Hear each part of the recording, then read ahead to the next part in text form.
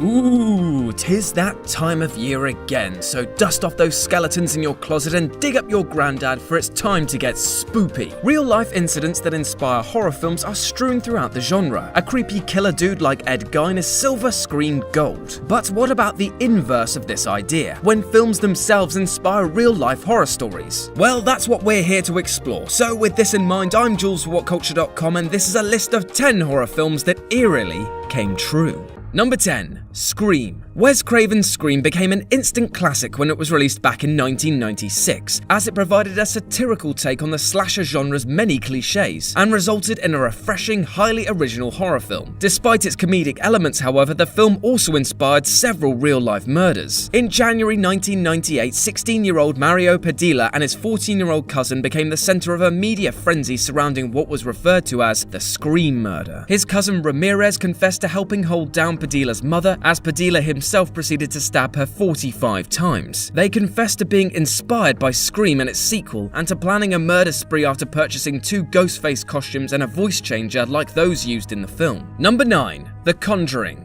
During the making of the 2013 supernatural horror film, the real-life family around whom the events were based visited the set several times. Enter stage left some pant-wettingly scary events. Once, while the Perron family were visiting, a strong wind seemed to surround them and blow through the set despite the trees nearby not moving at all. At the same time, the mother, Carolyn, who was at home in Atlanta, felt a strange, evil presence in the house shortly before falling and having to be taken to hospital. Also, one night, James Wan, the film's director, was working late in his office when his dog started growling viciously. Upon investigating, Wan found that there was nothing there, but the dog continued to focus on some unseen entity in the corner. Then, despite Wan seeing nothing, the dog's head moved, its eyes slowly following something across the room. No thank you, please. Number 8. Saw. There are a total of 7 films making up the Saw franchise at this present time, and each revolves around sadistic killer Jigsaw and his penchant for elaborate death traps which scream of a man with too much time on his hands. In 2009, 2 teenagers aged 14 and 15 were charged as juveniles with 3 counts of conspiracy to commit aggravated kidnapping after one of the boys' mothers overheard them planning to abduct, torture, and murder several people. The 2 boys had detailed plans to set up Saw-style games to teach lessons to people they claimed were hurting others, including a police officer and 2 young girls. The boys had even procured cameras in order to document the murders, just as Jigsaw does in the Saw movies. Number 7. Child's Play. The cult horror movie series Child's Play consists of 6 films featuring the iconic character Chucky, a toy doll inhabited by the spirit of a vicious serial killer. Now, despite its rather strange premise, it's actually responsible for inspiring a series of copycat killings. The most notorious case was that of Martin Bryant, Australia's most prolific mass murderer. In 1996, Bryant went on a killing spree in Port Arthur, shooting 35 people and injuring 23 others. Bryant, who had an IQ of just 66, was obsessed with Child's Play 2, and the film's influence was submitted by a psychiatrist as being a contributing factor for his crimes. He was reportedly obsessed with the childlike characteristics of the doll and its ability to wreak vengeful destruction. Number 6. Nightmare on Elm Street. Another classic Wes Craven film, Nightmare on Elm Street features the tendon terror Freddy Krueger, who visits his victims in their dreams before murdering them. In 2004, the paranoid schizophrenic Daniel Gonzalez went on a drug-fueled rampage, murdering 4 people and injuring 2 others. It later emerged that the killer had been inspired by Nightmare on Elm Street and had a desire himself to become a famous serial killer. Gonzalez would later write letters to himself in which he would describe how much he enjoyed committing the murders and how he was similar to Freddy Krueger. In what might be an even creepier example of a horror movie eerily becoming true is the existence of what is known as nightmare death syndrome. The condition in which otherwise healthy young men die during sleep is not well understood and seems to mostly affect young Asian men. Most victims are reported to be heard moaning and groaning in their sleep before the death occurs. Number 5. Rosemary's Baby. Rosemary's Baby is a 1968 film about a pregnant woman who fears her husband has signed a pact with a Satan-worshipping cult, offering the unborn child as a sacrifice in their rituals. In 1969, director Roman Polanski was working in London while his pregnant wife Sharon Tate was at their home in Los Angeles. On the 8th of August 1969, Sharon Tate, her unborn baby, and several others were viciously murdered at the Polanski home. After months with no explanation, it was eventually revealed that the murders were committed by members of the Manson family under the instruction of Charles Manson. Number 4. Interview with the vampire. On the evening of November 17th, 1994, Lisa Stellwagen and her long-term boyfriend Daniel Sterling watched Interview with the Vampire together. At approximately 3 a.m., Stellwagen awoke to find Sterling awake and staring strangely at her. He reportedly said, "Tonight you are going to die. I'm going to kill you and drink your blood." The next day, Sterling stabbed Stellwagen several times in the chest and back before sucking the blood from her wounds. He later admitted to believing in vampires and being inspired by the movie. Number 3. Poltergeist. Okay, so the following entry, while not strictly an example of a horror movie coming true, has to be one of the strangest coincidences in horror movie history. In this scene, the two children are being terrified by a creepy toy clown, which is obviously just what you want to see at that age, right? But did you notice the poster on the wall? I mean, probably not, as you know, clowns, but it says 1988 Super Bowl 22.